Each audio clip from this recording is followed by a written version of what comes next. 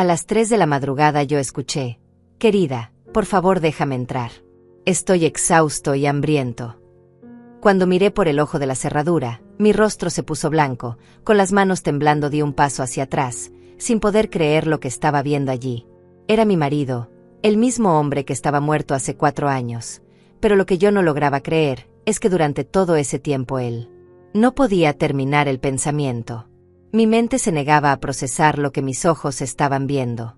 Allí, del otro lado de la puerta, estaba Diego. Mi Diego. El hombre con quien me casé hace 30 años, el padre de mi hijo, el amor de mi vida.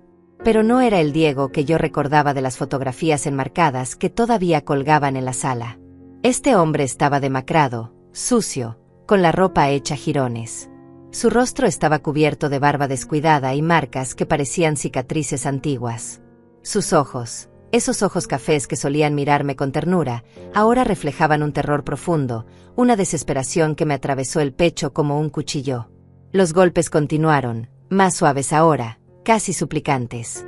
«Dolores, sé que suena imposible, pero soy yo. Por favor, necesito ayuda. No tengo mucho tiempo antes de que él regrese». ¿Él? ¿Quién era él? Mi cabeza daba vueltas. Hace 4 años, la policía había llegado a mi puerta con noticias devastadoras.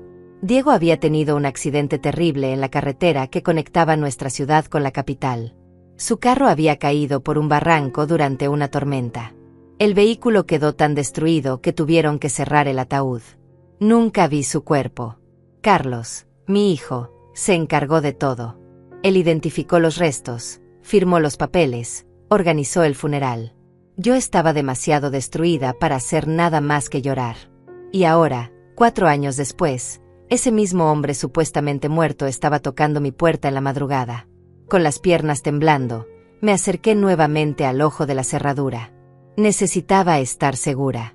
Necesitaba ver otra vez, confirmar que no estaba volviéndome loca, que no era un fantasma producto de mi soledad y mi dolor. Y ahí estaba él, mirando directamente hacia la puerta, como si supiera que yo estaba observando. Sus labios se movieron de nuevo. «Por favor, amor. Tengo frío. Tengo hambre. He caminado kilómetros para llegar aquí». Mis manos buscaron el cerrojo casi por instinto. Algo dentro de mí, algo más fuerte que la lógica o el miedo, me empujaba a abrir esa puerta. Pero me detuve. Carlos dormía en el piso de arriba. Mi hijo, que durante estos 4 años se había convertido en mi único sostén, en el hombre de la casa. Carlos, quien manejaba ahora todas las finanzas, quien tomaba todas las decisiones, quien me trataba como si fuera una anciana incapaz de pensar por sí misma. Carlos, quien había organizado el funeral de su propio padre. ¿Por qué pensé en Carlos en ese momento? No lo sé, pero algo en mi estómago se retorció con un presentimiento oscuro. Giré el cerrojo despacio, tratando de no hacer ruido. La puerta se abrió apenas una rendija y el olor me golpeó primero. Era un olor a humedad, a encierro, a suciedad acumulada durante mucho tiempo. Diego casi se desplomó hacia adelante y tuve que sostenerlo con todas mis fuerzas. Era sorprendentemente liviano, como si no hubiera comido bien en meses, quizás años. «Rápido», susurró él con voz ronca, «cierra la puerta. No pueden saber que estoy aquí». Lo ayudé a entrar y cerré la puerta con llave, echando todos los cerrojos. Diego se dejó caer en el suelo del recibidor, respirando con dificultad. A la luz tenue de la lámpara del pasillo pude verlo mejor, y lo que vi me horrorizó. Tenía marcas en las muñecas, marcas circulares y profundas que solo podían venir de una cosa, cadenas o esposas. Sus tobillos mostraban las mismas marcas. Había moretones viejos y nuevos por todo su rostro y brazos. Una de sus manos tenía 2 dedos torcidos, como si se hubieran roto y nunca se hubieran curado correctamente. «Dios mío, Diego», susurré, arrodillándome junto a él. «¿Qué te pasó? ¿Dónde has estado?» Él levantó la vista hacia mí y en sus ojos vi algo que nunca olvidaré, vergüenza mezclada con alivio, dolor mezclado con amor. Nunca hubo un accidente, Dolores. Nunca morí. Durante todos estos años, he estado encerrado. Prisionero. ¿Y quién me puso ahí? ¿Quién me ha mantenido allí todo este tiempo?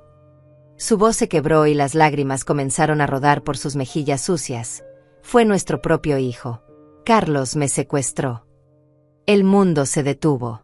Las palabras flotaron en el aire entre nosotros como algo tangible, algo venenoso que no podía ser real. Carlos. Mi hijo. El hombre que me había consolado durante el funeral. El que había llorado conmigo. El que había jurado cuidarme siempre. Ese mismo Carlos había... No, era imposible. Tenía que ser imposible. No, dije sacudiendo la cabeza. No, eso no puede ser verdad. Carlos estaba destrozado cuando pensamos que habías muerto. Él te amaba. Diego soltó una risa amarga, seca, sin humor. Carlos nunca me amó. Solo amaba mi dinero. La herencia de mi padre, los terrenos, la cuenta de ahorros, todo. Yo me negué a darle acceso cuando comenzó a pedirme préstamos cada vez más grandes. Descubrí que tenía deudas de juego, dolores. Deudas enormes, más de $100,000 con gente muy peligrosa. Le dije que no iba a financiar su adicción. Y entonces él encontró otra forma de conseguir lo que quería. Me senté en el suelo, mis piernas ya no podían sostenerme. 4 años. 4 años de luto, de dolor, de soledad. 4 años en los que Carlos había vivido en esta casa conmigo, había comido en mi mesa, había dormido bajo mi techo, mientras su padre estaba encerrado en algún lugar, sufriendo. La traición era tan grande, tan monstruosa, que mi mente se negaba a aceptarla completamente. ¿Dónde? Pregunté con voz apenas audible. ¿Dónde te tuvo? En un galpón abandonado, a las afueras de la ciudad, más allá de la vieja fábrica de textiles. Me mantenía encadenado. Al principio venía todos los días, tratando de convencerme de que firmara papeles, transferencias, poder notarial. Cuando me negué, dejó de venir tan seguido. Me dejaba comida una vez por semana, a veces menos. Agua turbia. Sin medicinas cuando me enfermaba. Sin luz. Sin nada más que ratas y oscuridad. Las lágrimas corrían por mi rostro ahora, imparables. ¿Cómo escapaste? Carlos tiene socios, Diego continuó, su voz tomando un tono más urgente. Gente a la que les debe dinero. Ellos sabían de mí. De hecho, fueron ellos quienes me vigilaban la mayor parte del tiempo. Hace 2 noches, 2 de ellos vinieron al galpón discutiendo. Estaban furiosos porque Carlos no les había pagado lo prometido. Se distrajeron peleando entre ellos y olvidaron cerrar bien el candado cuando se fueron. Logré forzarlo después de horas de intentar. Caminé toda la noche y todo el día, escondiéndome cuando veía carros. Tenía miedo de que fueran ellos buscándome. Tenía miedo de que fuera Carlos. Tenemos que llamar a la policía, dije intentando levantarme, pero Diego me agarró del brazo con una fuerza sorprendente para alguien en su estado. No, su voz sonó desesperada, casi un grito ahogado. No podemos. Todavía no. Carlos tiene conexiones. Dolores. Algunos policías están en su nómina. Me lo dijo varias veces para que perdiera la esperanza. Si llamamos ahora, él se enterará antes de que puedan arrestarlo. Y si eso pasa, desaparecerá con todo el dinero que me robó. O peor, vendrá por mí. Por ti. No pondremos denunciar hasta tener pruebas que no pueda destruir. Mi mente luchaba por procesar todo esto. El Diego que conocía era un hombre fuerte, decidido, que nunca le tenía miedo a nada. Ver este temor en sus ojos me decía que todo lo que estaba contando era real. Terriblemente real. ¿Qué pruebas? Pregunté limpiándome las lágrimas con el dorso de la mano. Diego metió la mano dentro de su camisa rota y sacó un sobre de plástico sucio y arrugado. Lo había mantenido pegado a su pecho, probablemente durante todo el escape. Dentro había papeles doblados, algunos documentos que parecían oficiales. Antes de que Carlos me encerrara definitivamente, logré guardar esto. Copias de transferencias bancarias que él hizo usando mi información. Contratos con prestamistas ilegales donde usó los terrenos de la familia como garantía. Incluso hay fotos que uno de sus socios tomó del galpón donde me tenían. Carlos no sabe que tengo esto. Pensó que lo había escondido en algún banco, por eso me mantuvo vivo todo este tiempo, tratando de que le dijera dónde estaba. Tomé el sobre con manos temblorosas y saqué los documentos. A la luz débil del pasillo pude ver nombres, cifras, fechas. Todo estaba ahí. transferencias por montos de $30,000, $50,000, $70,000, todas hechas desde la cuenta que Diego había heredado de su padre, todas firmadas con una falsificación de su firma. Había recibos de pagos a casas de apuestas clandestinas, bares, clubes nocturnos. Y al final del sobre, 3 fotografías borrosas pero claras, mostraban a un hombre encadenado en un lugar oscuro. Ese hombre era Diego. Esto es suficiente, dije con la voz quebrada. Esto es más que suficiente para meterlo en la cárcel por el resto de su vida. Pero primero necesitamos un plan, Diego insistió. Carlos duerme arriba, ¿verdad? ¿A qué hora suele despertar? Alrededor de las 7. Va al gimnasio todas las mañanas antes de ir a la oficina. Siempre ha sido muy regular con sus horarios. Decir esas palabras, hablar de la rutina cotidiana de Carlos como si todo fuera normal, me resultaba surrealista. ¿Cómo había vivido bajo el mismo techo con un monstruo sin darme cuenta? Entonces tenemos menos de 4 horas, Diego calculó mirando el reloj de pared. Necesito esconderme. Cuando él despierte y me vea aquí, tratará de matarnos a ambos. Ya no tiene nada que perder si descubre que escapé. Mi cerebro comenzó a funcionar a pesar del shock. Esta casa tenía más de 80 años. La había heredado de mis padres y tenía algunos espacios que poca gente conocía. El sótano, dije de repente. Tiene un compartimento secreto debajo de las escaleras. Mi padre lo construyó durante la guerra para esconder provisiones. Carlos nunca supo de su existencia porque era muy pequeño cuando mis padres murieron. Llévame allá, Diego intentó ponerse de pie, pero sus piernas cedieron. Estaba demasiado débil, demasiado desnutrido. Lo ayudé a levantarse, pasando su brazo sobre mis hombros. Era dolorosamente liviano. Caminamos despacio hacia la puerta que daba al sótano. Cada paso era una agonía de tensión, pensando que Carlos podría despertar en cualquier momento. Las escaleras hacia el sótano crujían bajo nuestro peso, y cada sonido me parecía un grito en el silencio de la madrugada. El sótano olía a humedad y a cosas viejas. Cajas polvorientas se apilaban contra las paredes, herramientas oxidadas colgaban de ganchos, muebles cubiertos con sábanas formaban siluetas fantasmales en la oscuridad. Guié a Diego hacia el fondo, donde las escaleras de madera formaban un triángulo con el muro. Detrás de una estantería vieja, casi invisible a menos que supieras dónde buscar, había un panel de madera que se deslizaba hacia un lado. Lo moví con esfuerzo. No lo había abierto en años. Detrás apareció un espacio estrecho, apenas suficiente para que una persona pudiera acostarse.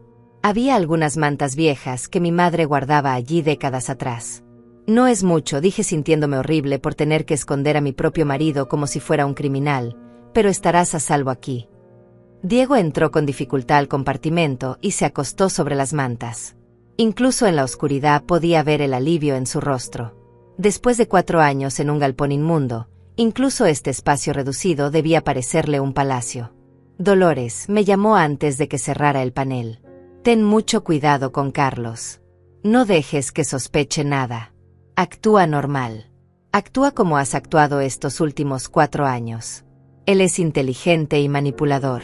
Cualquier cambio en tu comportamiento lo alertará. Asentí aunque no estaba segura de poder fingir normalidad después de lo que acababa de descubrir. Cerré el panel y volví a colocar la estantería en su lugar. Subí las escaleras del sótano con las piernas temblando, cerré la puerta y me quedé en el pasillo tratando de recuperar el aliento. Eran casi las 4 de la madrugada. En 3 horas Carlos bajaría esas mismas escaleras, me daría los buenos días con esa sonrisa que ahora sabía era completamente falsa, y se iría al gimnasio como todos los días. Como si no tuviera a su padre secuestrado durante 4 años. Como si no me hubiera mentido cada día de mi vida reciente. Fui a la cocina y me senté en la mesa donde Carlos y yo desayunábamos juntos cada mañana. La misma mesa donde Diego solía sentarse antes de su muerte. Ahora ese asiento estaba ocupado por el hombre que lo había traicionado de la peor manera posible. Puse mi cabeza entre mis manos y traté de no gritar. ¿Cómo había llegado a esto? ¿Cómo mi hijo, el bebé que había cargado en mis brazos, el niño que había criado con amor, se había convertido en esto? Intenté recordar señales, momentos en los que debía haber notado algo. Pero Carlos siempre había sido encantador, atento, cariñoso en apariencia. Después de la muerte de Diego, se había mudado conmigo diciendo que no quería dejarme sola. Había asumido el control de las finanzas familiares, diciendo que yo estaba demasiado triste para ocuparme de esas cosas. Había vendido el carro de Diego, había vaciado su oficina, había donado su ropa, todo bajo el pretexto de ayudarme a sanar. Y yo, ciega de dolor, había dejado que lo hiciera todo. Le había entregado el control completo de mi vida sin hacer preguntas. Había firmado papeles que él me ponía enfrente sin leerlos porque confiaba en él. Dios mío, ¿cuánto dinero había perdido? ¿Cuánto me había robado? Un sonido en el piso superior me sobresaltó. Pasos. Carlos se había levantado temprano. Mi corazón se aceleró tan rápido que pensé que me daría un infarto allí mismo. No estaba lista. No podía enfrentarlo todavía. No sabía cómo actuar normal cuando todo mi mundo acababa de explotar. Los pasos bajaban por las escaleras. Me levanté rápidamente y me dirigí a la cafetera, tratando de parecer ocupada, tratando de que mis manos dejaran de temblar. Carlos entró a la cocina en pantalones de pijama y una camiseta. Mamá, dijo con sorpresa genuina, ¿qué haces despierta tan temprano? Lo miré. Realmente lo miré. Tenía 32 años, alto, de complexión atlética gracias a sus horas en el gimnasio.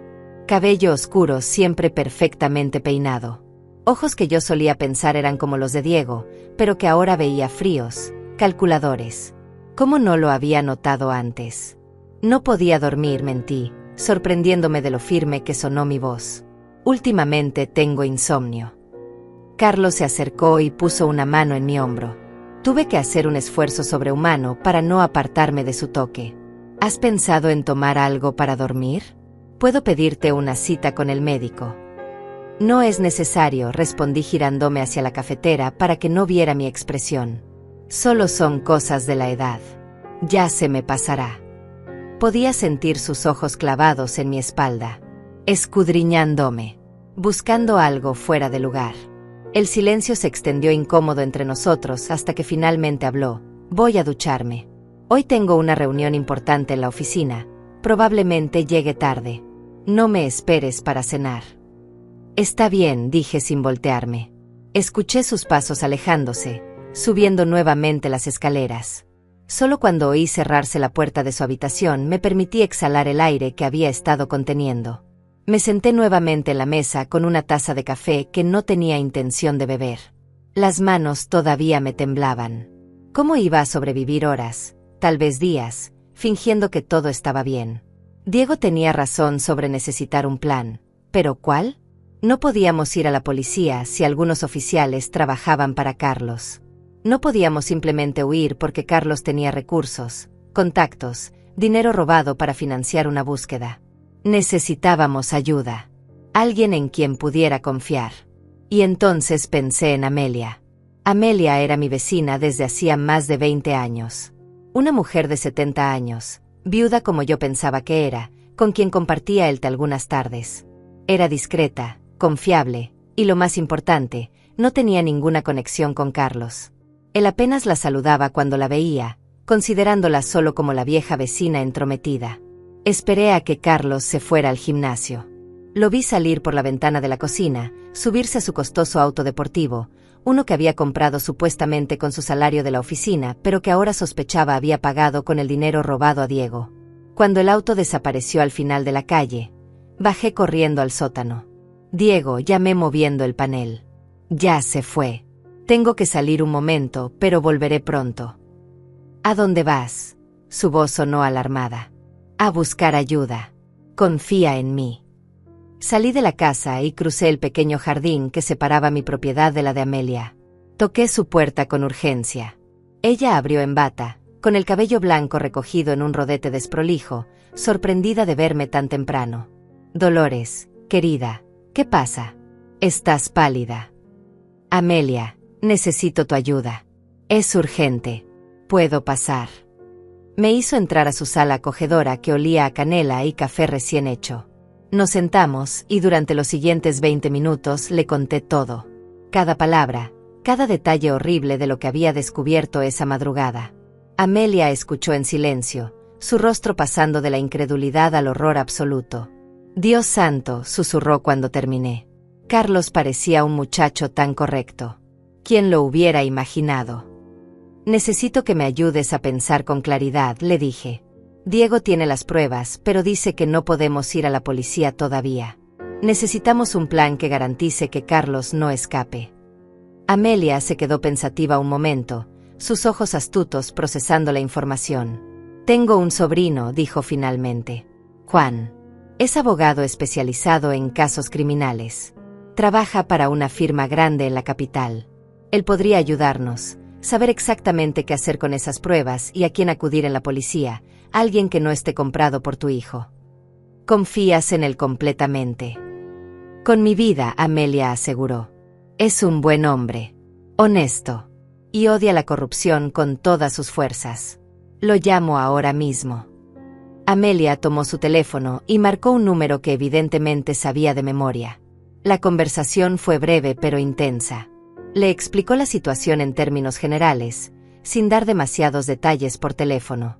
Cuando colgó, me miró con determinación. Juan viene para acá en 2 horas. Dice que esto es extremadamente serio y que debemos documentar todo antes de hacer cualquier movimiento. También mencionó algo sobre instalar cámaras ocultas. Cámaras. Para grabar una confesión, Amelia explicó. Dice que con las pruebas documentales que Diego tiene más una confesión grabada, el caso sería irrefutable. Ningún juez podría ignorarlo, ningún policía corrupto podría hacer desaparecer las evidencias. La idea era brillante pero aterradora. ¿Cómo íbamos a lograr que Carlos confesara? ¿Y si se ponía violento? Pero no teníamos muchas opciones. Era esto o vivir escondiéndonos por el resto de nuestras vidas. Volví a casa antes de que Carlos regresara del gimnasio. Bajé al sótano y le conté a Diego sobre Amelia y su sobrino el abogado. Por primera vez desde que había aparecido en mi puerta, vi un destello de esperanza en sus ojos. Una confesión grabada, repitió. Sí, eso podría funcionar. Pero tendrá que ser natural. Carlos es astuto. Si sospecha que lo están grabando, no dirá nada incriminatorio. ¿Cómo lo hacemos hablar entonces? Diego pensó un momento. Tendrá que creer que me tiene acorralado, que no hay testigos, que no hay salida para mí. Solo entonces se sentirá lo suficientemente seguro para alardear de lo que hizo. Carlos siempre fue arrogante. Cuando cree que ha ganado, no puede evitar regodearse en su victoria.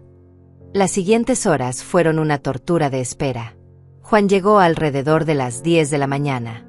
Era un hombre de unos 40 años, de aspecto serio, con un maletín profesional y una expresión que inspiraba confianza. Amelia lo trajo a mi casa por la puerta trasera para que ningún vecino lo viera entrar por el frente. En el sótano, Juan conoció a Diego. Su expresión profesional se quebró momentáneamente al ver el estado físico de mi marido, las marcas de las cadenas, las heridas mal curadas. Pero rápidamente recuperó la compostura y comenzó a revisar los documentos que Diego había guardado. Esto es oro puro, dijo después de examinar cada papel. Transferencias fraudulentas, contratos ilegales, todo está aquí.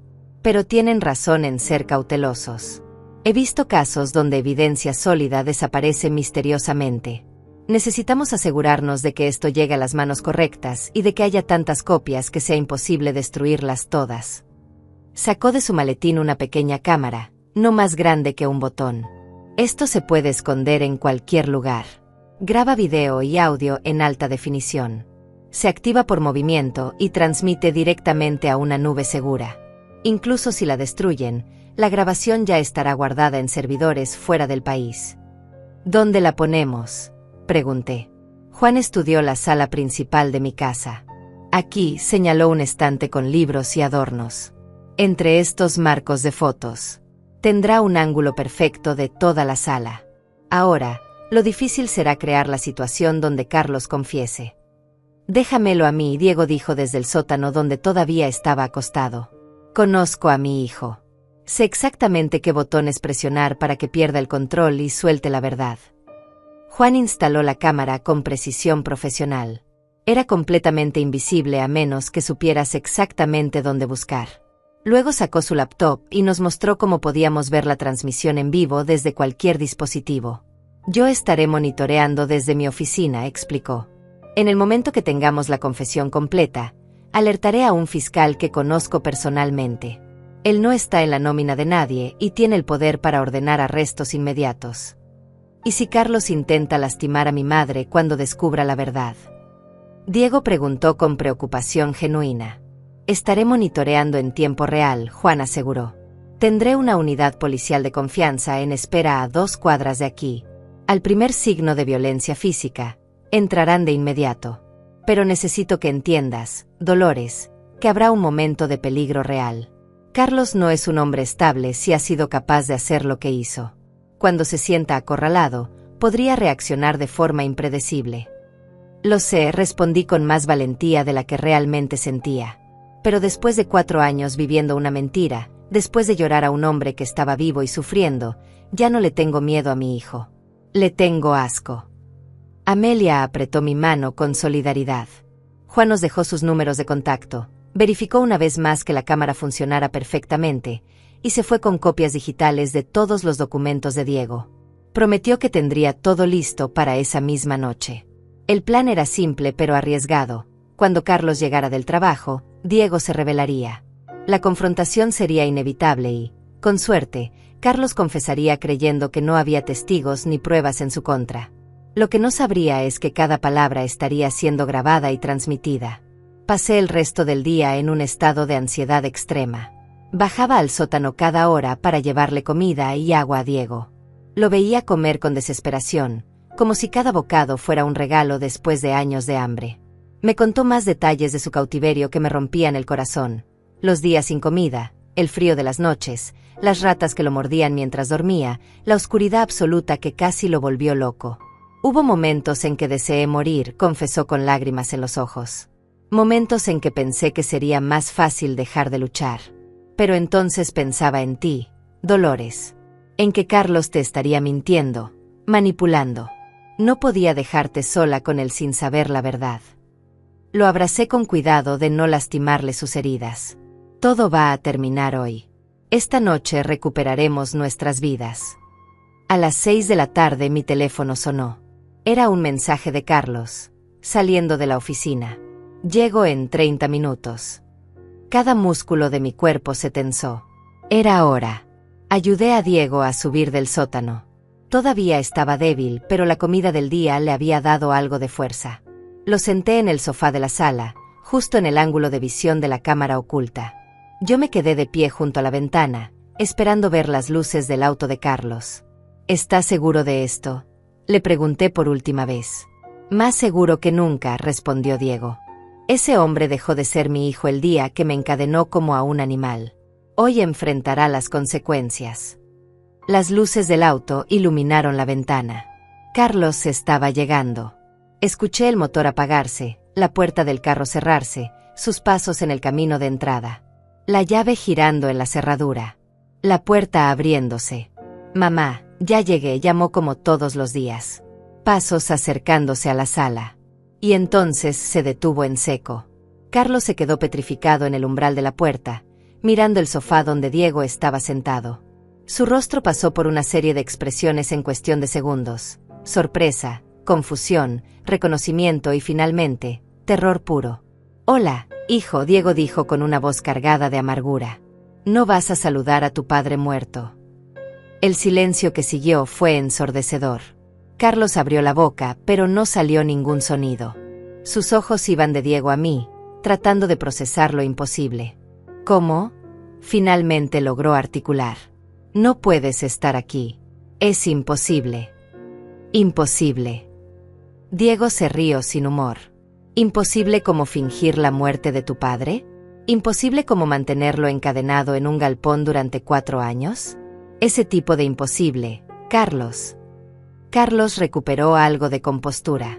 Cerró la puerta detrás de él lentamente y entró a la sala. Pero noté cómo sus ojos evaluaban la situación, buscando salidas, calculando opciones. Era como ver a un depredador acechando. Mamá se dirigió a mí ignorando completamente a Diego. ¿Qué está pasando aquí? ¿De dónde salió este hombre? No te atrevas, le dije con una voz que no reconocí como mía. No te atrevas a fingir que no sabes quién es. He visto las marcas en sus muñecas. He visto las heridas. He visto los documentos que prueban lo que hiciste. Algo cambió en la expresión de Carlos. La máscara de confusión cayó y lo que quedó fue algo frío, calculador, peligroso. Ya veo, dijo lentamente. El viejo logró escapar y vino llorando contigo.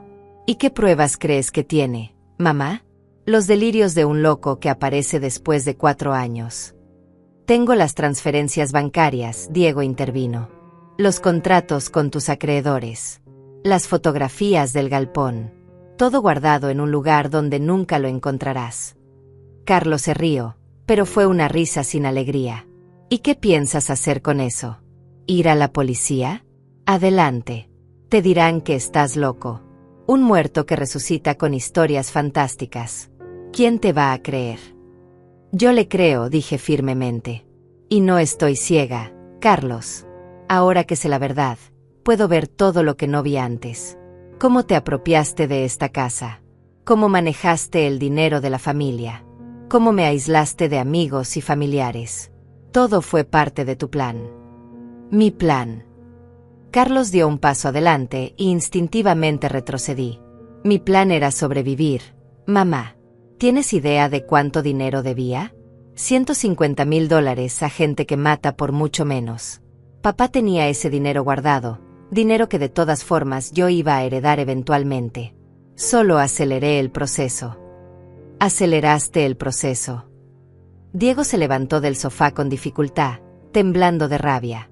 Me encerraste como a un perro. Me dejaste morir de hambre. Me negaste medicinas. Me mantuviste en la oscuridad durante años. Y todo por dinero que dilapidaste en casinos y apuestas. No fue solo por las apuestas, Carlos se acercó más a Diego, su postura amenazante. También fue porque nunca fuiste el padre que debiste ser.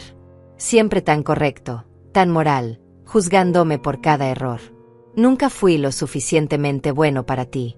Bueno, ahora soy el que tiene el control. Soy el que toma las decisiones. Eres un monstruo, le dije. ¿Cómo pudiste hacerle esto a tu propio padre? ¿Cómo pudiste mentirme cada día durante 4 años? Carlos se volvió hacia mí y en sus ojos vi algo que me heló la sangre. No había remordimiento, no había culpa. Solo frialdad. Fue fácil, mamá. Más fácil de lo que pensé. Organicé el accidente falso, pagué al empleado del depósito de cadáveres para que proporcionara un cuerpo quemado irreconocible, falsifiqué papeles. Lo identifiqué como papá.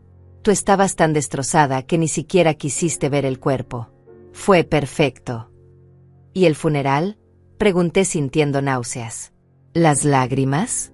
El dolor que mostraste. Actuación, respondió encogiéndose de hombros. Bastante convincente. ¿No crees? Hasta yo me sorprendí de lo bien que lo hice. Y después de eso, tuve acceso completo a todas las cuentas. Transferí el dinero, pagué mis deudas, me compré el carro que siempre quise. Incluso invertí parte del dinero en negocios que me están dando buenas ganancias. Mientras tu padre sufría encadenado, agregué con asco. Él se lo buscó, Carlos dijo sin emoción. Si me hubiera dado el dinero cuando se lo pedí, nada de esto habría pasado. Pero no, tenía que ser el padre sabio y responsable que no financia las malas decisiones de su hijo. Bueno, pagó el precio de su terquedad. Diego dio un paso hacia Carlos. Vas a pagar por esto. Te vas a pudrir en la cárcel. Carlos soltó una carcajada genuina esta vez. ¿En la cárcel? Yo. Carlos negó con la cabeza como si estuviera lidiando con niños tontos. No van a encerrarme, papá. Porque nadie va a saber lo que pasó aquí. ¿Crees que vine sin un plan de respaldo? Tengo contactos, recursos, lugares donde esconderme si algo sale mal. Y lo más importante, tengo gente que me debe favores. Gente peligrosa. Ya no tienes el control que crees, Diego dijo. Las cosas han cambiado. ¿Ah, sí? Carlos metió la mano en su bolsillo y sacó su teléfono. Una llamada y tendré a 5 hombres aquí en 10 minutos. Hombres que saben cómo hacer desaparecer cuerpos sin dejar rastro. Hombres que no hacen preguntas mientras les pague. Mi corazón latía tan fuerte que pensé que se me saldría del pecho. Miré discretamente hacia donde sabía que estaba la cámara oculta. ¿Estaría Juan escuchando todo esto? ¿Habría suficiente evidencia ya? ¿Nos estás amenazando? Pregunté tratando de mantener a Carlos hablando. A tu propia madre y a tu padre. No los estoy amenazando. Carlos guardó el teléfono y su expresión se volvió más oscura. Les estoy explicando la realidad de la situación. Papá debió quedarse en ese galpón. Debió morir allí eventualmente, de hambre o enfermedad. Nadie lo habría encontrado nunca. Pero ahora que escapó, complica las cosas. Y las complicaciones necesitan ser resueltas. Carlos, por favor, intenté apelar a cualquier humanidad que pudiera quedar en él. Soy tu madre. Te cargué en mi vientre, te crié, te amé. No significa nada eso para ti. Significó algo, admitió, hasta que dejó de serme útil. Después de la muerte falsa de papá, te necesitaba para mantener las apariencias. La pobre viuda con su hijo devoto cuidándola. Perfecto para evitar sospechas. Pero ahora eres un problema, mamá. Los dos lo son. Diego se movió colocándose entre Carlos y yo. A pesar de su debilidad, todavía trataba de protegerme. Si nos vas a matar, al menos dime por qué. ¿Por qué no me mataste desde el principio? ¿Por qué mantenerme vivo durante 4 años? Carlos suspiró como si la pregunta lo aburriera. Porque eres más valioso vivo que muerto, papá. Al menos lo eras. Verás, además del dinero que transferí de tus cuentas, hay otras propiedades. Los terrenos que heredaste del abuelo, por ejemplo, valen fácilmente $500,000. Pero no podía venderlos sin tu firma o sin un certificado de defunción que fuera más difícil de falsificar. Te mantuve vivo pensando que eventualmente te quebrarías y firmarías todo. Pero resultaste ser más terco de lo que imaginé. Así que todo fue por dinero, Diego dijo con repulsión. Tu padre no valía nada para ti excepto como una fuente de ingresos. Exactamente, Carlos asintió sin vergüenza. ¿Y sabes qué es lo irónico? Que incluso después de todo este esfuerzo, todavía tengo deudas. Las ganancias de las apuestas nunca compensan las pérdidas a largo plazo. Necesito esos terrenos ahora más que nunca. Mis nuevos acreedores no son tan pacientes como los anteriores. Por eso tus hombres casi me matan cuando escapé. Diego conectó las piezas. No eran tus socios. Eran cobradores que te buscaban a ti. Muy astuto, Carlos aplaudió con sarcasmo. Sí, la situación se me salió un poco de control. Contraté a esos tipos para que te vigilaran mientras yo trabajaba. Les pagaba $500 a la semana. Pero dejé de poder pagarles cuando perdí 25,000 en una mala noche en el casino. Se enojaron. Dijeron que si no les pagaba, te venderían al mejor postor o simplemente te matarían para recuperar algo de dinero de tus órganos. Dios mío, susurré horrorizada. La maldad de mi hijo no tenía límites. Pero adivina qué, Carlos continuó, su tono volviéndose más agresivo. Ya no me importa el dinero de los terrenos. Ahora solo me importa sobrevivir. Y para eso, ustedes dos no pueden existir. Es una lástima, realmente. Mamá, fuiste una buena cobertura durante estos años. Y papá, bueno, supongo que debí matarte hace 4 años cuando tuve la oportunidad. No vas a salirte con la tuya, Diego dijo firmemente. Hay gente que sabe la verdad. ¿Quién? La vieja entrometida de al lado. Carlos se rió. A Amelia nadie le cree nada. Es conocida por inventar chismes del vecindario. Y aunque hablara, ¿qué puede probar? Mi teléfono vibró en mi bolsillo. Lo ignoré, pero Carlos lo notó. ¿Esperas una llamada, mamá? Tal vez de alguien que crees que puede ayudarte. No respondí. El teléfono vibró de nuevo. Esta vez Carlos se acercó y extendió la mano. Dámelo. No. Dije que me lo des. Su voz se volvió amenazante. Dio otro paso hacia mí. Diego intentó interponerse, pero Carlos lo empujó con fuerza. Mi marido, todavía débil, cayó de vuelta al sofá. No lo toques, grité. ¿O qué? Carlos me arrinconó contra la pared. ¿Qué vas a hacer, mamá? Dame el teléfono ahora. Con manos temblorosas saqué el teléfono de mi bolsillo. Carlos me lo arrebató y miró la pantalla. Eran 2 mensajes de Juan. Lo tenemos todo grabado y la policía viene en camino. La cara de Carlos se transformó en una máscara de furia absoluta. ¿Me grabaron? Me grabaron. Comenzó a buscar frenéticamente por la sala, tirando cosas, moviendo muebles. Encontró la cámara oculta en menos de un minuto y la arrancó con rabia, estrellándola contra el suelo. Pero era demasiado tarde y él lo sabía. ¿Quién más está involucrado?, me gritó agarrándome del brazo con fuerza. ¿Quién tiene la grabación? Suéltala. Diego intentó levantarse de nuevo. Cállate. Carlos lo señaló con el dedo. Tú causaste todo esto. Si te hubieras quedado muerto como debías, nada de esto estaría pasando.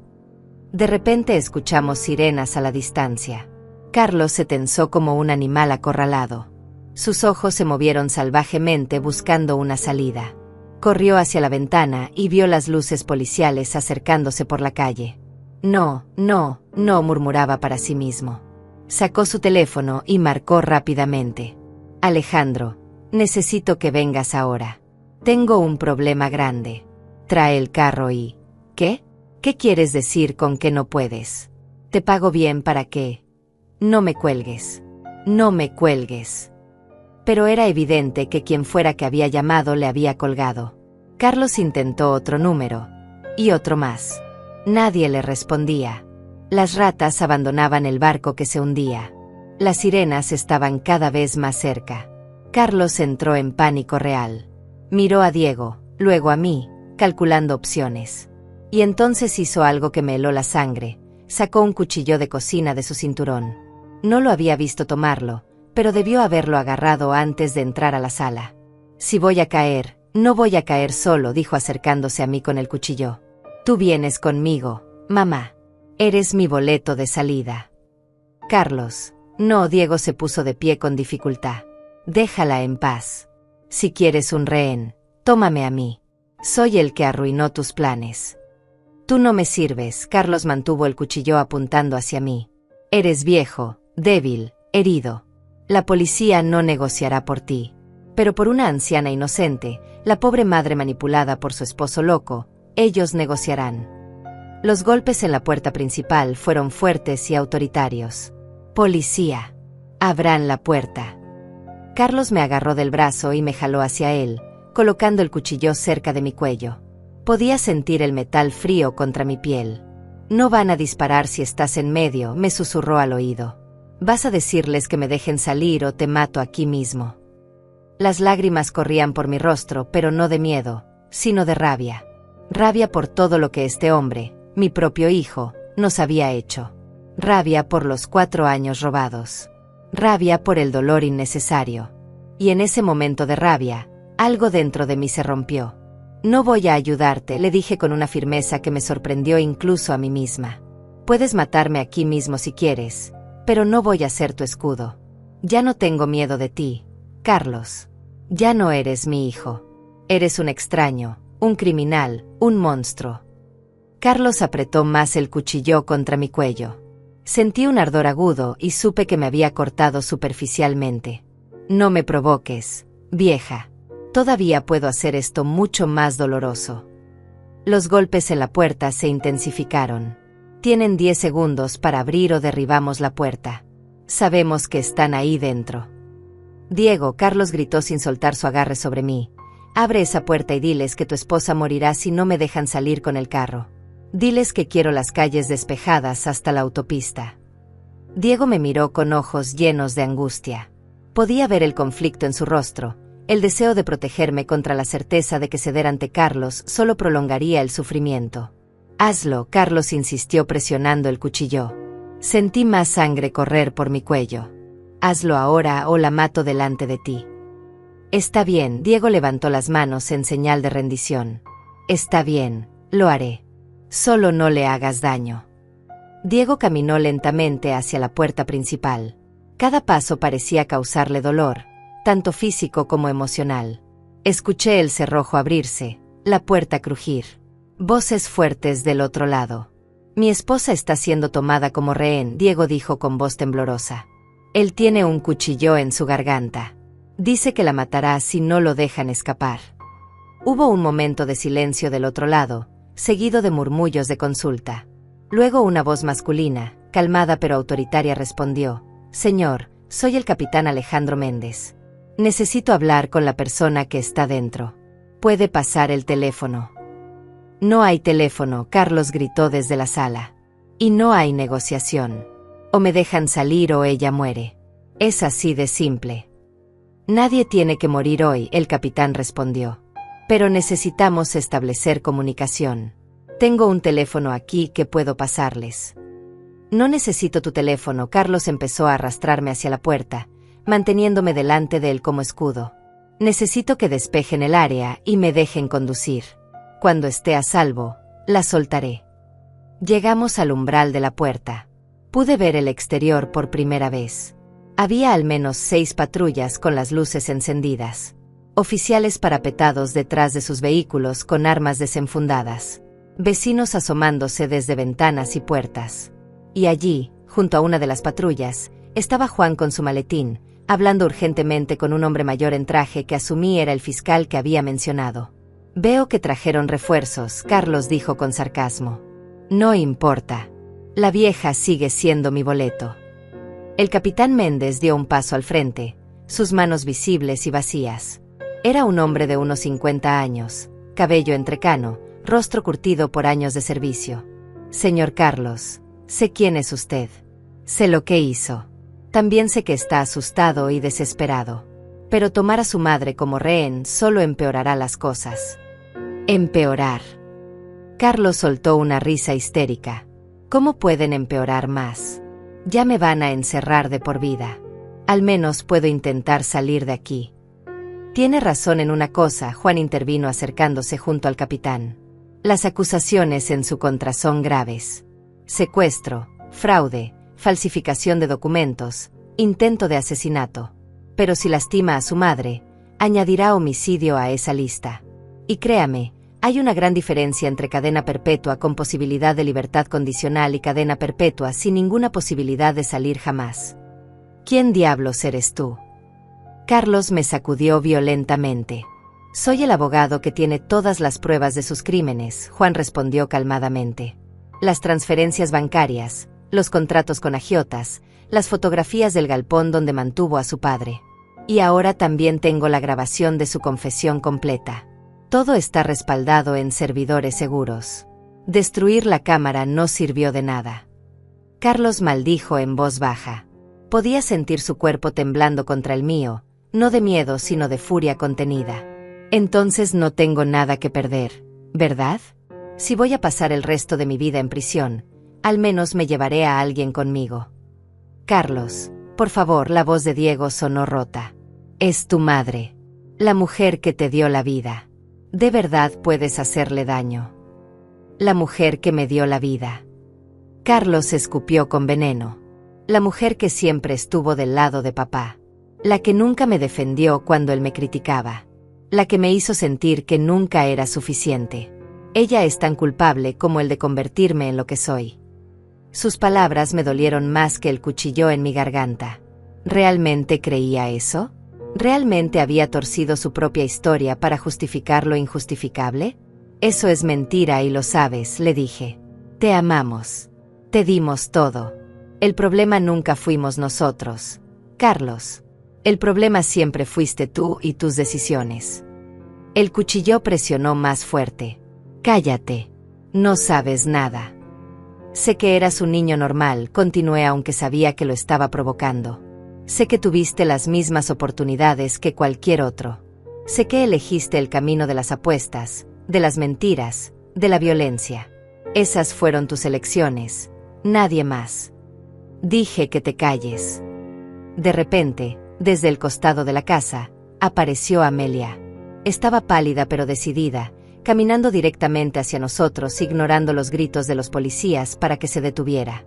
Carlos, llamó con voz firme, yo te vi crecer. Te vi convertirte en el hombre que eres hoy. Y déjame decirte algo, tus padres hicieron lo mejor que pudieron. El monstruo en el que te convertiste fue tu elección. Nadie más tiene la culpa. ¿Y a ti qué te importa, vieja entrometida? Carlos le gritó. Me importa porque Dolores es mi amiga. Amelia se detuvo a unos metros de nosotros. Y porque he vivido suficientes años para reconocer a un cobarde cuando lo veo. Y eso es lo que eres, Carlos. Un cobarde que lastima a los que no pueden defenderse. Carlos estaba perdiendo el control completamente. Su respiración era errática, su agarre sobre mí se aflojaba y apretaba en intervalos irregulares.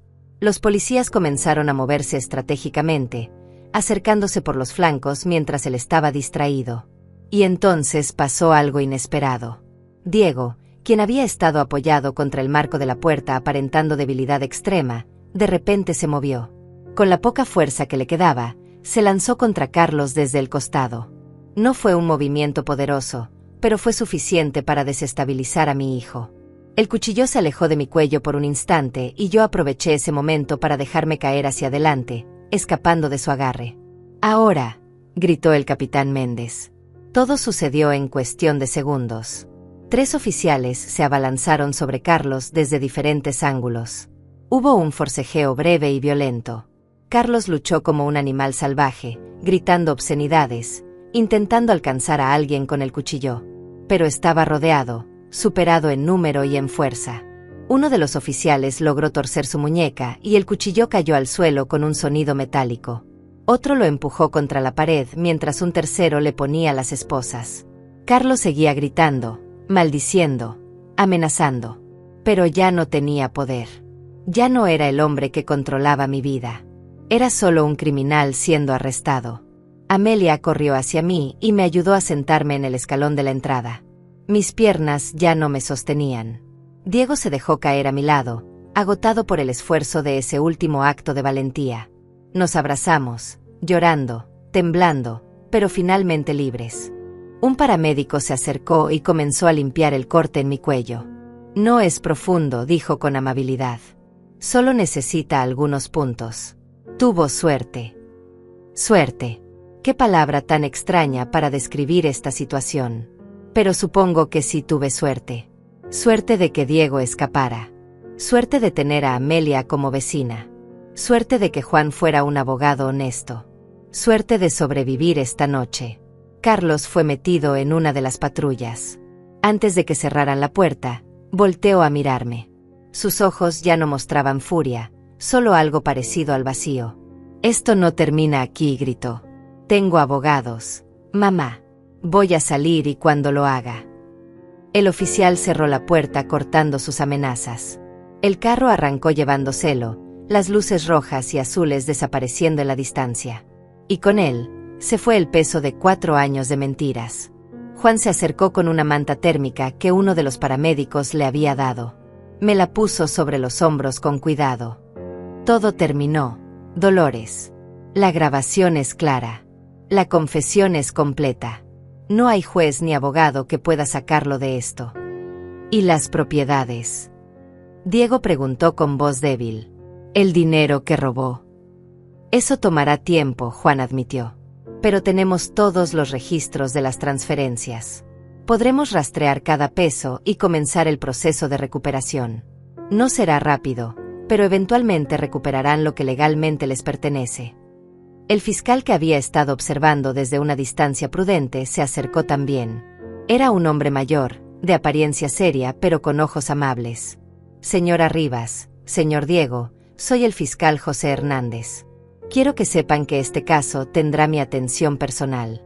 Lo que su hijo hizo es una de las traiciones familiares más crueles que he visto en mis 30 años de carrera.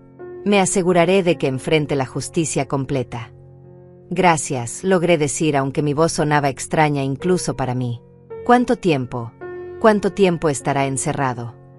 «Con los cargos que tenemos, entre el secuestro prolongado, el fraude masivo, la falsificación de documentos, el intento de homicidio y ahora la toma de rehenes, estamos hablando de al menos 40 años sin posibilidad de libertad condicional. Y eso si se declara culpable. Si va a juicio y lo encontramos culpable, podría ser cadena perpetua». 40 años. Carlos tenía 32.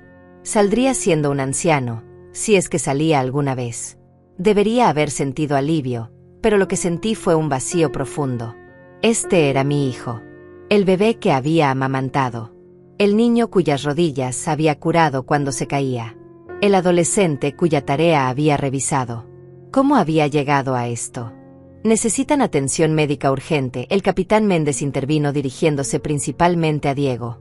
«Señor, usted ha estado cautivo durante 4 años. Necesita ser examinado en un hospital, tratamiento para desnutrición, evaluación de todas esas heridas. Y usted también, señora Rivas. El trauma físico y emocional de esta noche no es algo que se supere sin ayuda profesional. Tiene razón, Juana asintió. Ya llamé a una ambulancia. Debería estar llegando en cualquier momento. Como si lo hubiera conjurado, escuchamos la sirena de una ambulancia acercándose.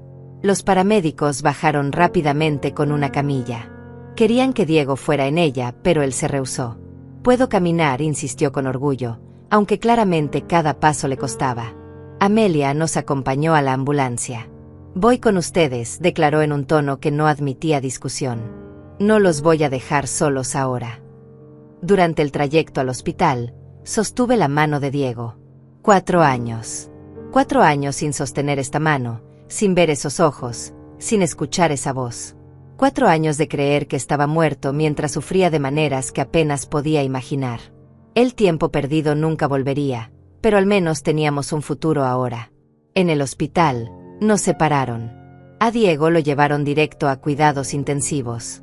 Los doctores dijeron que su condición era crítica: desnutrición severa, deshidratación, múltiples fracturas viejas que nunca sanaron correctamente, infecciones en varias heridas y posible daño en órganos internos. Necesitarían días, quizás semanas, para evaluar completamente el daño. A mí me atendieron en emergencias. El corte en el cuello requirió 7 puntos. También me hicieron un chequeo completo y un psicólogo del hospital habló conmigo durante casi 1 hora. Me diagnosticó con trauma agudo y me recetó medicamentos para ayudarme a dormir. Como si las pastillas pudieran borrar las imágenes de mi hijo con un cuchillo en mi garganta. Amelia se quedó en la sala de espera toda la noche, rehusando irse a casa. Juan también permaneció, trabajando en su laptop, preparando documentos legales, organizando evidencias. A las 4 de la madrugada, un doctor salió a hablar con nosotros sobre la condición de Diego. «Es estable por ahora», explicó con cautela profesional. «Pero el daño físico es extenso. Tiene que entender, señora Rivas, que 4 años de cautiverio en esas condiciones dejan marcas permanentes. Su esposo necesitará meses de rehabilitación física, terapia para recuperar masa muscular, tratamiento dental extenso, posiblemente cirugías para corregir las fracturas mal curadas. Y eso es solo lo físico». «¿Y lo mental?», pregunté aunque temía la respuesta. El trauma psicológico de una experiencia así es profundo. El doctor eligió sus palabras cuidadosamente. Habrá pesadillas, ansiedad, posiblemente síntomas de estrés postraumático. Recomiendo fuertemente terapia psicológica intensiva. Y usted también debería considerar terapia, tanto individual como de pareja. Ambos han pasado por algo extraordinariamente traumático. Asentí procesando toda la información. No sería fácil. Nada de esto sería fácil. Pero estábamos vivos. Estábamos juntos. Y Carlos estaba donde debía estar. «¿Puedo verlo?», pregunté. «Solo por unos minutos. Está sedado y necesita descanso, pero sí, puede pasar». Me llevaron a través de pasillos blancos y estériles hasta la unidad de cuidados intensivos. Diego estaba en una habitación privada, conectado a múltiples monitores y sueros intravenosos. Se veía tan frágil en esa cama de hospital, tan diferente al hombre fuerte que recordaba de hace 4 años. Pero estaba vivo. Eso era lo único que importaba. Me senté en la silla junto a su cama y tomé su mano con cuidado de no desconectar ninguna de las líneas intravenosas. Sus ojos se abrieron lentamente, todavía nublados por los sedantes. «Dolores», susurró. «¿Estás bien?». Incluso después de todo lo que había sufrido, su primera preocupación era por mí. Las lágrimas corrieron por mi rostro nuevamente. «Estoy bien. Tú eres el que me tiene preocupada». «Los doctores dicen que voy a vivir», intentó sonreír, pero la expresión se convirtió en una mueca de dolor. «Aunque tomará tiempo volver a ser el hombre que era». «No me importa cuánto tiempo tome», le dije apretando su mano suavemente. «Tenemos tiempo ahora. Todo el tiempo del mundo». «Carlos», comenzó a decir. «No quiero hablar de él», lo interrumpí. «No ahora. No aquí. Dejemos que la justicia se encargue de Carlos.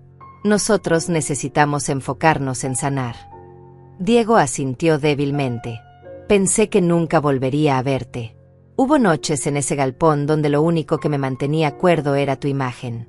Recordar tu risa, tu voz, la forma en que preparabas el café en las mañanas. Esos recuerdos fueron mi salvación. Y ahora haremos nuevos recuerdos, le prometí. Mejores que los viejos. Cuando salgas de aquí, cuando te recuperes, vamos a vivir la vida que Carlos nos robó. Vamos a viajar a todos los lugares que siempre quisiste conocer. Vamos a pasar tiempo con amigos que no vimos en años. Vamos a ser felices otra vez. Me gustaría eso, Diego cerró los ojos, la sedación volviendo a llevárselo. Me gustaría mucho eso. Una enfermera entró discretamente y me indicó que era hora de irme. Le di un beso en la frente a Diego y salí de la habitación con el corazón más liviano de lo que había estado en años. Los días siguientes fueron un torbellino de actividad. Juan trabajó incansablemente organizando todo el caso legal. Las pruebas contra Carlos eran abrumadoras. Las transferencias bancarias mostraban exactamente cómo había robado más de $300,000 a lo largo de 4 años. Los contratos con prestamistas ilegales demostraban sus deudas de juego. Las fotografías del galpón eran evidencia irrefutable del secuestro. Y la grabación de su confesión sellaba su destino. El fiscal Hernández presentó los cargos formales: secuestro en primer grado, privación ilegal de libertad, tortura, fraude agravado, falsificación de documentos públicos, robo, intento de homicidio y toma de rehenes. Cada cargo llevaba años de prisión. Juntos, significaban que Carlos nunca volvería a ser un hombre libre. La noticia se expandió por toda la ciudad. Los periódicos locales publicaron la historia en primera plana. Hijo secuestra a su propio padre durante 4 años por herencia, decía uno de los titulares. Las redes sociales explotaron con comentarios, algunos de apoyo, otros de morbo. Tuve que desconectar el teléfono por unos días porque los periodistas no dejaban de llamar pidiendo entrevistas. Amelia fue un ángel durante todo ese tiempo. Se encargó de mi casa mientras yo pasaba días enteros en el hospital con Diego. Preparaba comida y me la llevaba porque sabía que yo no estaba comiendo. Hablaba conmigo en las noches largas cuando las pesadillas no me dejaban dormir. Se convirtió no solo en mi vecina sino en mi hermana, en la familia que necesitaba cuando la mía propia me había traicionado. Diego mejoró lentamente. Los doctores estaban asombrados de su fuerza de voluntad. Después de 2 semanas, lo trasladaron de cuidados intensivos a una habitación regular. Después de un mes, comenzó terapia física. Ver sus primeros pasos después de tanto tiempo fue como ver a un niño aprendiendo a caminar. Cada logro, por pequeño que fuera, era una victoria. El juicio de Carlos estaba programado para 3 meses después de su arresto. Su abogado defensor, un hombre caro que Carlos contrató con el último dinero que le quedaba, intentó negociar un acuerdo. Ofrecieron 20 años a cambio de una confesión de culpabilidad. El fiscal Hernández rechazó la oferta inmediatamente. Este caso va a juicio, nos informó en una reunión en su oficina. La evidencia es demasiado sólida y los crímenes demasiado atroces. El pueblo merece ver justicia completa. Llegó el día del juicio. Diego ya había salido del hospital, aunque todavía usaba un bastón para caminar. Habíamos comenzado terapia de pareja, como los doctores recomendaron. No era fácil. Había mucho dolor que procesar, mucha ira que canalizar, mucho perdón que dar y recibir. Pero estábamos comprometidos a hacerlo funcionar. La sala del tribunal estaba llena. Periodistas, curiosos, personas que habían seguido el caso en las noticias. Yo me senté en la primera fila con Diego de un lado y Amelia del otro.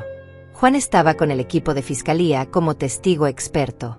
Carlos entró con uniforme de prisión y cadenas en los pies. Se veía diferente. Había perdido peso, su cabello estaba descuidado, tenía ojeras profundas. Cuando sus ojos se encontraron con los míos, no vi remordimiento, solo resentimiento, como si de alguna manera yo fuera la culpable de su situación. El juicio duró 2 semanas. El fiscal presentó cada evidencia meticulosamente. Las transferencias bancarias fueron explicadas por expertos financieros. Las fotografías del galpón fueron mostradas, causando gasps de horror en la sala. El testimonio de Diego fue devastador, describiendo en detalle cada día de su cautiverio. Yo también testifiqué, relatando los 4 años de luto falso, la manipulación constante, la noche del rescate. Pero el momento más impactante fue cuando proyectaron la grabación de la confesión de Carlos. Toda la sala quedó en silencio absoluto escuchando sus palabras frías, su falta de remordimiento, su admisión detallada de cada crimen. Algunos miembros del jurado lloraron abiertamente. La jueza, una mujer severa de unos 60 años, tuvo que pedir un receso después de que terminara la grabación. El abogado defensor de Carlos intentó argumentar que mi hijo sufría de adicción al juego, que era una enfermedad que nublaba su juicio.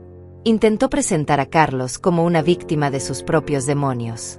Pero era imposible generar simpatía después de escuchar esa confesión, después de ver las fotografías del sufrimiento de Diego. El jurado deliberó por solo 4 horas. Cuando regresaron a la sala, el silencio era tan denso que podía cortarse con un cuchillo. El capataz del jurado se puso de pie, un hombre mayor con lentes y expresión solemne. En el cargo de secuestro en primer grado, encontramos al acusado culpable. En el cargo de privación ilegal de libertad, culpable. En el cargo de tortura, culpable. En el cargo de fraude agravado, culpable. La lista continuó. Culpable en todos los cargos. Todos y cada uno. Carlos no mostró emoción. Simplemente miró al frente con expresión vacía. Su abogado puso una mano en su hombro, pero la apartó bruscamente.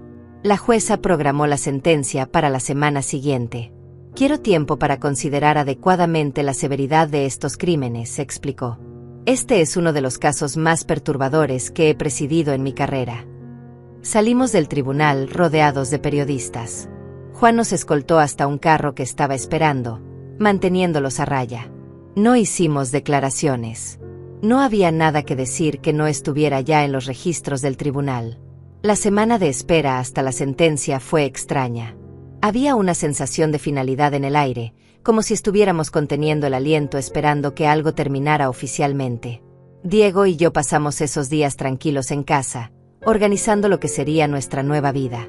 Juan había logrado congelar las cuentas bancarias donde Carlos había depositado el dinero robado. El proceso de recuperación sería largo, pero al menos sabíamos que eventualmente recuperaríamos parte de lo perdido. Amelia venía todos los días a tomar té con nosotros. Se había convertido en parte esencial de nuestras vidas, la hermana que nunca tuve, la amiga que me salvó cuando más lo necesitaba. Hablábamos de todo menos de Carlos. Era como si hubiéramos hecho un pacto silencioso de no dejar que él contaminara más nuestros días. Llegó el día de la sentencia. La sala del tribunal estaba incluso más llena que durante el juicio. La jueza entró y todos nos pusimos de pie. Su expresión era grave, casi sombría. Tenía una carpeta gruesa frente a ella, probablemente conteniendo todos los detalles del caso que había estado revisando. Carlos Alberto Rivas comenzó con voz firme y clara: usted ha sido encontrado culpable de múltiples cargos extremadamente graves. He revisado cada evidencia, cada testimonio, cada detalle de este caso. Y debo decir que en mis 35 años como jueza, raramente he visto un caso de traición familiar tan calculada, tan cruel y tan desprovista de humanidad básica. Carlos la miraba sin expresión, como si sus palabras no lo tocaran. Usted secuestró a su propio padre, un hombre que le dio vida, que lo crió, que lo amó. Lo mantuvo en condiciones infrahumanas durante 4 años. Lo torturó física y psicológicamente. Le robó no solo su dinero, sino años de su vida que nunca podrá recuperar. Causó a su madre un dolor inimaginable, haciéndola creer que su esposo estaba muerto, manipulándola y controlándola. Y cuando fue descubierto, intentó asesinar a la mujer que le dio vida. La jueza hizo una pausa, quitándose los lentes y limpiándolos antes de continuar. La ley me permite cierta discreción en la sentencia. He considerado todos los factores atenuantes que su defensa ha presentado. Su adicción al juego, su juventud relativa, su falta de antecedentes penales previos. Pero ninguno de esos factores puede excusar o minimizar la magnitud de lo que hizo. Miré a Diego. Él estaba sentado rígido, con los nudillos blancos de apretar el bastón que ahora necesitaba para caminar. Tomé su mano libre y la apreté. Por el cargo de secuestro en primer grado, la jueza continuó: lo sentencio a 25 años de prisión. Por privación ilegal de libertad, 15 años. Por tortura, 20 años. Por fraude agravado, 10 años. Por falsificación de documentos, 5 años. Por intento de homicidio, 20 años. Por toma de rehenes, 15 años. Hizo otra pausa dejando que las cifras se asentaran en la sala. Estas sentencias serán cumplidas consecutivamente, no concurrentemente. Eso significa un total de 110 años de prisión sin posibilidad de libertad condicional durante los primeros 50 años. Un murmullo recorrió la sala. 110 años. Carlos tenía 32. Moriría en prisión. No había otra posibilidad. Además, la jueza agregó, ordeno que el señor Rivas pague restitución completa de todos los fondos robados, más intereses y daños. También ordeno que se le prohíba permanentemente cualquier contacto con las víctimas o sus familias, incluso a través de terceros. Carlos finalmente reaccionó. Se puso de pie bruscamente, haciendo que su abogado intentara jalarlo hacia abajo. «Esto es injusto», gritó. 110 años por proteger mis propios intereses. Mi padre era un obstáculo. Mi madre era una carga. Hice lo que tenía que hacer. Orden. La jueza golpeó el martillo con fuerza. Señor Rivas, siéntese o será removido de esta sala. No me importa. Carlos continuó gritando mientras dos oficiales se acercaban. Los odio a todos. Especialmente a ti, mamá. Debiste haberte quedado fuera de esto. Debiste haberme dejado terminar lo que empecé. Los oficiales lo agarraron, uno de cada brazo. Carlos luchó brevemente, pero estaba esposado y no tenía oportunidad. Mientras lo arrastraban fuera de la sala, seguía gritando obscenidades, maldiciones, culpándonos a todos por su destino. Su voz se fue apagando a medida que lo alejaban hasta que finalmente solo quedó silencio. La jueza esperó un momento antes de hablar nuevamente. Señora Rivas, señor Diego, lamento profundamente que hayan tenido que pasar por esta experiencia. Ninguna familia debería tener que enfrentar tal traición. Espero que esta sentencia les traiga algo de paz y cierre. Esta corte está levantada. El golpe del martillo resonó con una finalidad absoluta. Se terminó. Realmente se terminó. Salimos del tribunal por última vez. Los periodistas gritaban preguntas, pero esta vez Juan no tuvo que protegernos. Diego se detuvo en las escaleras del edificio y se volteó para enfrentar las cámaras. Mi hijo tomó decisiones que lo llevaron por un camino oscuro, dijo con voz firme aunque cargada de emoción. Tuvo oportunidades de cambiar, de pedir ayuda, de hacer lo correcto. Eligió no tomarlas. Las consecuencias de sus acciones son suyas para cargar. Mi esposa y yo hemos decidido que no hablaremos más públicamente sobre este caso. Queremos reconstruir nuestras vidas en privado, sanar en privado, y seguir adelante en privado. Les pedimos que respeten eso. No esperó respuestas. Bajamos las escaleras lentamente, Diego apoyándose en su bastón, yo sosteniéndolo del otro brazo. Amelia nos esperaba en el carro. Juan nos había dado todos los documentos finales esa mañana. No había nada más que hacer legalmente. Era hora de vivir. Los meses siguientes fueron de sanación gradual. Diego continuó con su terapia física y eventualmente pudo caminar sin bastón. Las pesadillas disminuyeron en frecuencia, aunque nunca desaparecieron completamente. Yo también tuve mis propios desafíos, procesando la traición, el luto por el hijo que pensé que tenía versus el monstruo que realmente era. Vendimos la casa. Había demasiados recuerdos dolorosos en esas paredes. Compramos un lugar más pequeño al otro lado de la ciudad, cerca de Amelia, quien también decidió mudarse para estar cerca de nosotros. Juan se convirtió en un amigo cercano, visitándonos regularmente para asegurarse de que todo estuviera bien con el proceso de restitución. Recuperamos aproximadamente $250,000 del dinero robado. El resto se había perdido en apuestas o gastado de maneras que no podían rastrearse. Pero era suficiente. Con ese dinero, más la pensión de Diego y nuestros ahorros personales, podíamos vivir cómodamente. Hicimos el viaje que habíamos prometido. Fuimos a la costa, un lugar que Diego siempre quiso visitar pero nunca tuvimos tiempo. Caminamos por la playa al atardecer, sintiendo la arena bajo nuestros pies, escuchando las olas. Era simple pero perfecto. ¿Estás feliz?, Diego me preguntó mientras nos sentábamos a ver la puesta del sol. Pensé en la pregunta. Feliz era una palabra complicada después de todo lo que habíamos pasado. Pero mirando a este hombre, Mi esposo que había sobrevivido 4 años de infierno y todavía podía sonreír, todavía podía amar, todavía podía soñar con futuros mejores. Supe mi respuesta. Sí, dije honestamente. No de la forma en que pensé que sería la felicidad. Pero sí, soy feliz. Estoy viva, tú estás vivo. Tenemos una segunda oportunidad. Eso es más de lo que muchas personas tienen. Diego me besó en la frente. Más de lo que pensé que tendríamos hace un año, cuando estaba encadenado en ese galpón. No hablamos más de eso. Ya no había necesidad. El pasado era el pasado. Carlos estaba donde debía estar, pagando por sus crímenes. Nosotros estábamos aquí, bajo el cielo anaranjado del atardecer, vivos y juntos. Recibimos una carta de Carlos desde la prisión. Llegó 6 meses después de la sentencia. La sostuve en mis manos durante días sin abrirla. Finalmente, una noche, con Diego a mi lado, la abrí. Era corta, garabateada en papel de prisión barato. No pedía perdón. No expresaba remordimiento. Solo decía que finalmente entendía que nunca saldría, que moriría en esa celda, y que de alguna forma retorcida, eso era culpa nuestra. Terminaba diciendo que nos odiaba y que esperaba que nunca encontráramos paz. Diego tomó la carta de mis manos y la rompió en pedazos sin decir palabra. La tiró al basurero. No merece ni un segundo más de nuestro tiempo, dijo simplemente. Y tenía razón. Esa fue la última vez que Carlos tuvo algún poder sobre nuestras vidas. Nunca respondimos. Nunca volvimos a leer sus cartas. Él era un fantasma de un pasado doloroso, nada más. Amelia organizó una pequeña fiesta en su casa un año después del arresto. Solo nosotros 3 y Juan con su esposa.